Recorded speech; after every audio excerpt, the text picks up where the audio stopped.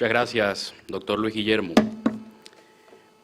No puedo comenzar mi conferencia sin antes agradecerle al Instituto Colombiano de Derecho Procesal y a su presidente, el doctor Jairo Parra, no solo por la invitación que me hizo a participar en uno de los congresos jurídicos más importantes que se realiza en América Latina, sino también porque envía el claro mensaje de que si la juventud quiere conquistar un espacio en este maravilloso mundo del foro dominado por nuestros mayores, el único camino que tiene disponible es el del esfuerzo personal. Entrando en materia, me voy a ocupar del pacto arbitral abusivo en las relaciones de consumo. Y como ustedes lo pueden ver de ese título, se deriva que voy a hacer una transición entre el tema que se acaba de tratar, el del arbitraje, y el que continúa, el del derecho del consumo. Todos sabemos, y como lo dijo el doctor Hernán Fabio y la doctora María Cristina, el arbitraje tiene una naturaleza jurisdiccional, porque la decisión que tomen los árbitros debe cumplirse aún de manera coercitiva. Y al lado de esa naturaleza jurisdiccional se observa su naturaleza contractual, porque el arbitraje depende de un contrato que se denomina pacto arbitral en las modalidades que todos conocemos, cláusula compromisoria o compromiso. Y por medio de ese contrato, las partes habilitan a los árbitros para que decidan la controversia. Ello quiere decir que como el arbitraje depende de un contrato, si se ataca ese contrato, bien sea por su inexistencia, por su invalidez, por su ineficacia o por su oponibilidad, se ataca la decisión arbitral y el proceso arbitral. En esa medida yo quiero llamar su atención sobre 3 normas que son recientes, peligrosas, ambiguas. La primera de ellas es la Ley 1328 de 2009. Su título primero disciplina la protección al consumidor financiero. Y allí se dijo cuáles cláusulas eran abusivas y se le otorgó la competencia al superintendente financiero para que además de las allí establecidas dijera con carácter previo y publicara pues el acto administrativo correspondiente cuáles más podrían ser abusivas. Esa competencia del superintendente financiero fue ejercida mediante la circular 39 de 2011. Y en esa circular se dijo que las cláusulas que obliguen al consumidor a acudir a cualquier mecanismo alternativo de solución de controversias, como naturalmente lo es el arbitraje, esas cláusulas son abusivas y deben tenerse por no escritas, es decir, son ineficaces de pleno derecho. La segunda norma, reciente, ambigua y problemática, a las que le quiero hacer referencia es el Estatuto General de Protección al Consumidor, la Ley 1480 de 2011, y esa ley entró en vigencia el pasado 12 de abril. Allí se dijo que la cláusula arbitral era abusiva en las relaciones de consumo. Y viene la tercera norma, reciente, problemática y peligrosa, y es el reciente Estatuto de Arbitraje Nacional e Internacional. La Ley 1563 de 2012, o también llamada Ley Inestrosa, en homenaje a nuestro querido maestro Fernando Inestrosa. Allí se derogó la cláusula que había establecido en el Estatuto de Protección al Consumidor, la cláusula que había establecido que esa estipulación era abusiva y por ende ineficaz de pleno derecho. Pero como lo veremos, derogó mal esa disposición. Primero, porque el Estatuto de Arbitraje entra en vigencia únicamente desde el próximo 12 de octubre y por ende la derogatoria se difiere hasta dentro de un mes, cuando debió hacerse de inmediato, cuando fue promulgada el 12 de julio. En esa medida yo voy a tratar de responder 2 preguntas. La primera es, ¿bajo qué circunstancias puede considerarse abusivo un pacto arbitral? Y la segunda que trataré de responder es, a la luz del recurso de anulación, ¿qué debe entenderse por ineficacia de pleno derecho? Iniciemos con la primera pregunta. Les insisto en que es correcto que la ley Inestrosa, que estará vigente dentro de un mes, haya derogado esa prohibición específica del Estatuto del Consumidor que decía que la cláusula arbitral, al parecer en todos los casos, era abusiva. Pero es equivocado que la derogatoria tenga vigencia solamente dentro de un mes, porque, repito, debió hacerse de manera inmediata, desde el 12 de julio. Y aún con esa derogatoria, el pacto arbitral puede ser abusivo, porque les recuerdo que la ley 1328 de 2009, hasta cuando me venía para acá, me consta que no ha sido derogada.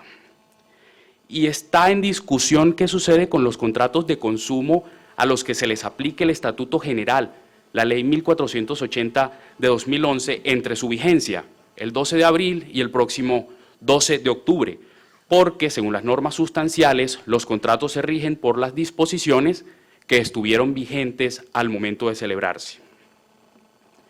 Debemos decir que el pacto arbitral es abusivo cuando se reúnan tres requisitos. El primero es que estemos en presencia de una relación de consumo.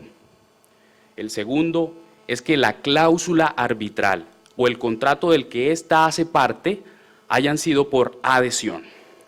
Y el tercer requisito es que la cláusula anide un desequilibrio significativo. Miremos el primero de esos elementos, el de la relación de consumo. Una relación de consumo es la que se presenta entre dos sujetos calificados. De una parte, un empresario o profesional y de la otra, un consumidor. El empresario o profesional es la parte fuerte de la relación jurídica. Él desarrolla una actividad económica con el claro propósito de obtener un lucro, bien sea directo o bien sea indirecto de la actividad que realiza. Y en el otro extremo está el consumidor. El consumidor es la parte débil de la relación jurídica y por ende debe ser protegido. El consumidor tiene la calidad de destinatario final de un bien o servicio. Y ese bien o servicio lo adquiere o lo disfruta con el fin de satisfacer una necesidad personal o doméstica o familiar y aún empresarial más o menos ligada con su actividad económica. Y es que hay un elemento que diferencia al profesional del consumidor. El consumidor no interviene en la actividad que desarrolla el profesional. Y podríamos poner como ejemplo algo coloquial. El profesional es el piloto del avión y el consumidor somos los pasajeros del avión. Y los pasajeros del avión no sabemos lo que sucede en la cabina, pues por obvias razones, hoy que es el día del guayabo, imagínense escuchar al piloto que le diga al copiloto, uy, tengo un dolor de cabeza terrible. Y el copiloto le responda, yo me estoy durmiendo. Pues menos mal, nosotros no escuchamos esas conversaciones. En últimas, debemos decir que el consumidor no interviene en la manera como el profesional ejecuta su actividad económica, pues precisamente porque el empresario es profesional en ella. El segundo requisito que debe cumplirse para que una cláusula arbitral sea abusiva es el que ésta o el contrato del que hace parte sean por adhesión. Y hay que decir adhesión del consumidor. La cláusula arbitral o el contrato deben ser redactados unilateralmente por el profesional y aceptados llanamente por el consumidor. Queda descartado que si la cláusula arbitral se introduce por iniciativa del consumidor, pues no habrá pacto arbitral abusivo, porque con esta norma buscaba protegérsele, y si él la incluyó, pues no es necesaria esa protección.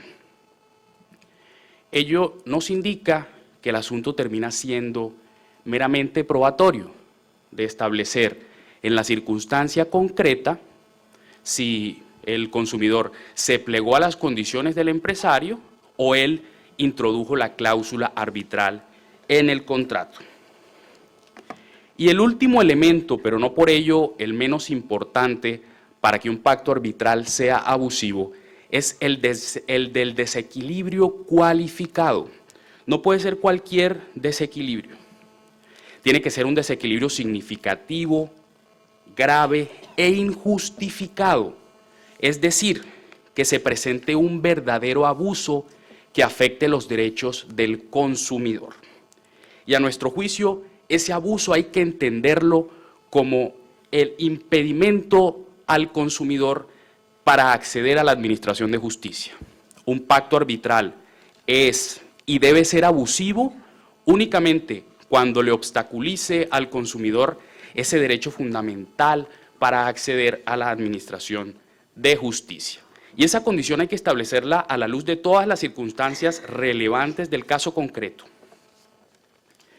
Recapitulando, podemos decir que el pacto arbitral es abusivo cuando se presente una relación de consumo, un consumidor, un profesional, además que la cláusula arbitral o el contrato del que ésta hace parte hubiera sido predispuesto por el profesional y que la cláusula arbitral anide un verdadero abuso, le impida al consumidor acceder a la administración de justicia.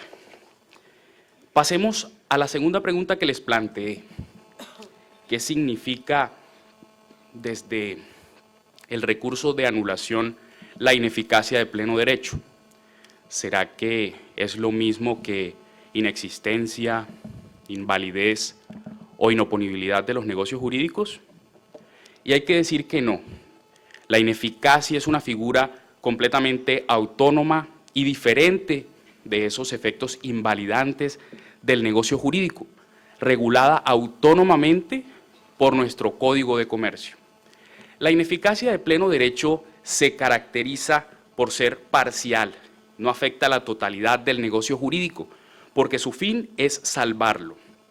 Además, opera de pleno derecho, de manera automática, sin necesidad para que se configure de atestación judicial, aunque la declaración del juez puede hacerse en cualquier momento, bien sea de oficio, bien sea a petición de parte. La ineficacia de pleno derecho de los negocios jurídicos, además, es insubsanable, tanto por ratificación de las partes como por el paso del tiempo. Ello quiere decir que es imprescriptible y además corresponde a una sanción en los casos expresamente establecidos por el ordenamiento. Teniendo claro lo que significa la ineficacia de pleno derecho, miremos sus efectos a la luz del recurso de anulación. Y lo primero que hay que decir, como lo señalaron quienes me antecedieron en el uso de la palabra, es que en materia del recurso de anulación hay dos regímenes aplicables. El primer régimen es el del decreto 2279 de 1989, decreto que fue compilado por el 1818 de 1998. Y ese primer régimen jurídico se aplica para aquellos arbitrajes que hubieran iniciado antes y hasta el 12 de octubre próximo. Porque para los que inicien después del 12 de octubre próximo, se aplica el segundo régimen, el de la Ley 1563 de 2012, conocida también como Ley Inestrosa. Comencemos con el primer régimen, pues obvio, ¿no? En ese régimen me interesan dos causales, la primera y la octava. La primera se refiere a la nulidad del pacto arbitral y podríamos decir que hay objeto ilícito del pacto arbitral cuando éste sea abusivo, porque el legislador ha prohibido que en esos casos la controversia se lleve a arbitraje. Pero ese planteamiento hay que descartarlo. Esta causal, cuando se presente un pacto arbitral abusivo, no es la que se configura, porque recuerden que la ineficacia es una figura totalmente diferente a la invalidez del negocio jurídico que habilita a los árbitros. La otra causal que podría configurarse, como lo ha dicho la jurisprudencia, es la octava. La octava hace referencia a incongruencia del laudo arbitral por extra petita. Y podríamos decir que cuando se presente un pacto arbitral, se configura esta causal porque en principio los árbitros, al no tener competencia porque decayeron los efectos del negocio jurídico que los habilitaba, los árbitros decidieron una controversia que no estaba sujeta a su decisión. Pero a diferencia de lo que ha dicho la jurisprudencia, ese planteamiento también hay que descartarlo, no se configura esa causal. Y entonces, ¿qué sucede con un pacto arbitral abusivo a la luz del recurso de anulación? En mi respetuoso y modesto criterio, aunque no se configure ninguna de las causales de anulación, hay que anular el pacto arbitral, porque claramente los árbitros carecen de competencia. Y ustedes me dirán, con base en lo que ha dicho la doctora María Cristina, que cómo así que el recurso de anulación es extraordinario y además taxativo. Y yo les responderé que el Consejo de Estado, por ejemplo, cuando la nulidad no era causal de anulación en los arbitrajes que resolvían contratos estatales, anuló, por ejemplo, el caso, si no me falla la memoria, de Termorrío en el 2002. Y recientemente, el 9 de agosto de 2012, en los sendos procesos radicados 2012-00012, 2012-00013 y 2012-00020, anuló 3 laudos arbitrales de la ETB contra Comcel y no se configuró ninguna de las causales de anulación. El motivo fue la falta de consulta prejudicial sobre normas andinas. Miremos el segundo régimen, el de la ley Inestrosa. Allí se consagra expresamente la falta de competencia de los árbitros. Y cuando se presente un pacto arbitral abusivo, esta causal es la que se configura. En últimas, en ambos regímenes jurídicos, cuando se presente un pacto arbitral abusivo en una relación de consumo, se configura la incompetencia de los árbitros y hay lugar a anular el laudo que se hubiere expedido. Para terminar, yo quiero llamar su atención sobre lo descompaginada que se encuentra la política legislativa de nuestro país en materia de justicia. Como ustedes han visto, en principio el legislador expide normas para que no tengan efecto las cláusulas leoninas que obligarían a los consumidores a sufragar los altos costos de un arbitraje. Pero al mismo tiempo, ese mismo legislador expide normas que crean figuras jurídicas no solo controversiales, sino perjudiciales para la justicia estatal. En efecto, el artículo 117 del Estatuto de Arbitraje, la Ley 1563 de 2012, creó el arbitraje social. El arbitraje social es arbitraje gratuito para controversias que no sobrepasen 40 salarios mínimos. Y esas controversias serán decididas mediante un procedimiento breve, especial, sumario, que determinará el Ejecutivo mediante decreto. Yo considero que el arbitraje gratuito es equivocado. Y es equivocado porque representa una actitud claudicante del Estado, que terminará marchitando y sustituyendo la justicia estatal.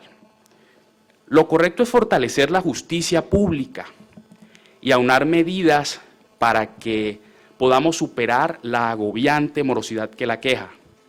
Y esa morosidad, dicho sea de paso, no se debe a la negligencia de nuestros jueces, como algunos pretenden sostenerlo. Y es que en estos momentos, en estos años de vértigo, como decía el doctor Ramiro Bejarano ayer, las discusiones sobre la justicia, que es un instrumento de paz, esas discusiones no pueden resumirse simplemente en la polarización entre enemigos del arbitraje y amigos del arbitraje. Mis respetuosas críticas contra el arbitraje gratuito no hacen parte de ninguno de esos dos bandos. Mis opiniones solamente pretenden reflejar el deseo de una justicia pública, pronta y cumplida.